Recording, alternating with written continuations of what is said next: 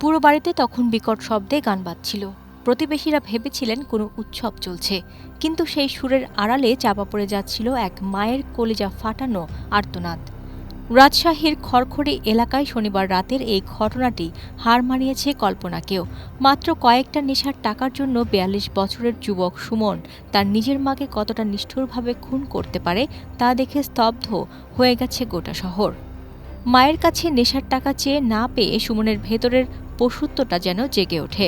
ধারালো হাসুয়া দিয়ে নিজের মা সোহাগী খাতুনকে সে এলোপাথারি কোপাতে শুরু করে। চিৎকার যাতে বাইরে না যায় সেজন্য আগেভাগে ঘরে উচ্চ শব্দে গান ছেড়ে দিয়েছিল সে।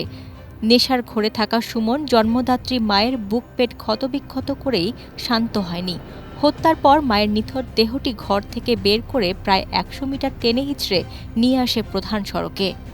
রাস্তার ওপর রক্তাক্ত লাশ ফেলে রেখে সুমন তখন নাটক শুরু করে। লোকজনকে বলতে থাকে তার মা খুব অসুস্থ, হাসপাতালে নিতে হবে। কিন্তু যখন লাশের গভীর ক্ষতগুলো স্পষ্ট হলো তখন ভয়ে পিছিয়ে যায় সবাই।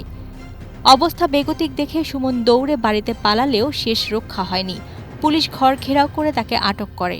খড়খড়ির সেই রাস্তা আজ এক মায়ের রক্তে ভিজে আছে, যা মনে করিয়ে দিচ্ছে নেশার এক ভয়ঙ্কর ও করুণ পরিণতির কথা। ডেস্ক রিপোর্ট, বাংলাদেশ সময়।